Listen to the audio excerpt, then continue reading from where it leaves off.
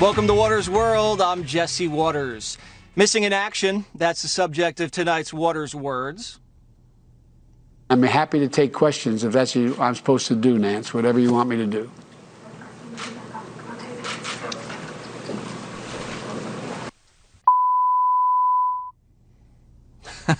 That just about sums up Biden's first 50 days now, doesn't it? Color bars. Not in command and not answering questions. It's the opposite of Donald Trump, but that's what the people wanted, allegedly, and this is what it looks like. It's pathetic. Charming and relaxing to some, but the incompetence is dangerous. Gas prices are up. There's a crisis on the border. Biden's lobbing missiles into the Mideast, and they haven't even sent out the stimulus checks yet. That was supposed to be the easy part.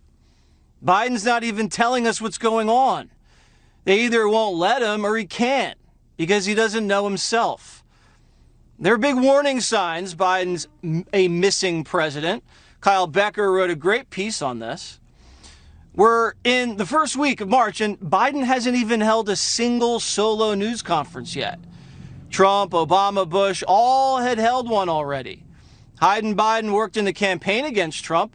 He made the election a referendum instead of a choice. And then he had the corporate media do his dirty work. But Biden's a solo act now, and he needs to lead. Apparently he can't. It's why they won't let the president take questions. Reporters asked him about Texas giving people the choice to wear a mask. I think it's a big mistake. The last thing we need is the Neanderthal thinking that in the meantime everything's fine, take off your mask, forget it. It still matters. If Biden runs for re-election, he can kiss his chances of winning Texas goodbye. You can't call Texans Neanderthals and get away with that. Also, when Texas opens up and their economy's red hot, Biden won't get any credit for the recovery because he trash-talked it. As a lifelong politician, he should know better. Have you noticed Biden hasn't delivered a State of the Union address yet? He hasn't even scheduled one. You have to go all the way back to Jimmy Carter for a State of the Union this late. Why are they hiding Biden? Juan Williams on the 5 gave this excuse. He's at the 3-yard line in terms of passing a major COVID relief bill. And I think that his aides don't want any fumble at the 3-yard line. They don't want to stir up any huge controversy. This tells us a lot of what those close to Joe think of him. Those who know him best, that the leader of the free world can't read a speech off a teleprompter without fumbling. This scares me as an American, that the White House knows the chief executive isn't cut out for the job. We're not at the end of a 2-term deal here. Biden's close to passing out during the honeymoon. Reminds me of my honeymoon. That's a different story. The president hasn't been working up a sweat. He calls lids early. He goes to bed early. He takes weekends off. I see his schedule. It's not inspiring. Kamala Harris is taking one-on-one meetings with heads of state. Macron, Trudeau, the Australian Prime Minister, they aren't her counterparts. She's sitting in on Biden's daily intelligence briefings. Is she being groomed as a co-president? Is she warming up in the bullpen? Maybe Biden's bringing her in close because Obama iced him out, and he doesn't want to do that to her. But we don't know what's going on behind the scenes because the media doesn't report the inner workings of the Biden White House. We knew everything about the Trump White House, even things we didn't want to know. But every time we ask a question, Jen Psaki says she'll circle back.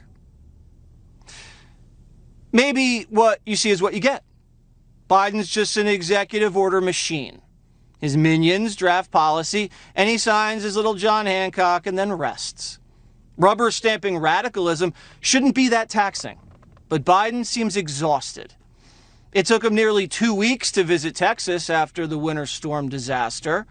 Bush, Clinton, Trump, Obama, they would have thrown the khakis on and the bomber jacket on and been off to jet to Texas within a week. That's what presidents do. At least show that you care. Biden could barely be bothered. He shuffled over late and barely made a splash. If a Republican had dissed a disaster like that, it would have been crucified. When Biden got down to Texas, he kept forgetting everybody's name. I want to thank you, Governor, Ms. Abbott, for your hospitality and your friendship. And Representative Senator Cornyn, I think he had to go back. I think he was getting on a plane. He told me he came in to see me last event. And Representatives Shirley Jackson Lee, Al Green, Sylvia Garcia, Lizzie Pinelli, Pinell, and what am I doing here? I'm going to lose track here. And Biden's not just forgetting names, he's forgetting to name directors of key federal agencies. Biden hasn't named anybody to lead the FDA, the DEA, the ATF, the IMF, the Census Bureau, the U.S. Marshals, the Federal Trade Commission, NASA, or the Office of Government Ethics. Although maybe that's not an oversight. Where's Hunter, by the way? Biden hasn't even named a single ambassador. What's Biden doing inside the White House all day long? He's been in Washington his whole life. He can't even run the Democratic Party patronage mill. Something's off. If you followed the campaign closely, you could see it coming. There's a new book out by two liberal mainstream media reporters called Lucky, How Joe Biden Barely Won the Presidency. The authors, Jonathan Allen of NBC News and Amy Parnas of The Hill, said the Biden campaign ran on the strategy of, quote, you put your dumb uncle in the basement. One of Biden's top advisors, Anita Dunn, told an associate, quote, COVID was the best thing that happened to him. Trump was on the way to a landslide until the virus hit. Team Biden used coronavirus as an excuse to keep Biden in the basement, and it worked. Biden's biggest weakness was himself, and the campaign was able to hide it. Biden won the presidency with a, quote, bland message and a blank agenda, the authors say. Now America's forced to reckon with a weak leader with no vision. Politico recently ran a story, Biden's slow start. It describes a, quote, a new wave of anxiety over the pace at which Biden's presidency is going. Biden's way behind Trump and Obama on confirmed cabinet nominees. And despite holding the House and the Senate, Biden hasn't signed a single major legislative accomplishment. Obama had already signed the Recovery Act weeks ago. Biden didn't want to waste time on impeachment, but was too weak to tell Nancy and Chuck to knock it off. And the same thing happened with the teachers' unions, who jammed up Joe for extra cash and forced him to let them cut the vaccine lines. I addressed this on The Five.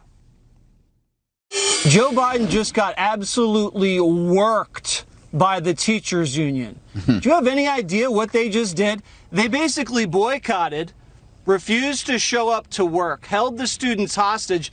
So not only could they take billions of more money that they're not even going to get this year, but they got to be able to jump the line on the vaccine. Right. That's what they did. They refused to show up to work until they skipped your grandfather and your mom in their 50s and 60s, so a 23-year-old kindergarten teacher, perfectly healthy, can get an ejection. I mean, Biden totally caved. If the teachers union can do this to Joe Biden, what's China going to do? Biden's been manhandled by special interests, but it doesn't just stop there. Iranian militias killed a foreign contractor at an American base in Iraq. Biden launched a missile strike into Syria as a response. Probably didn't even hear much about it. Then an American contractor afterwards was killed amidst another militia attack on our base. And Biden's doing what exactly?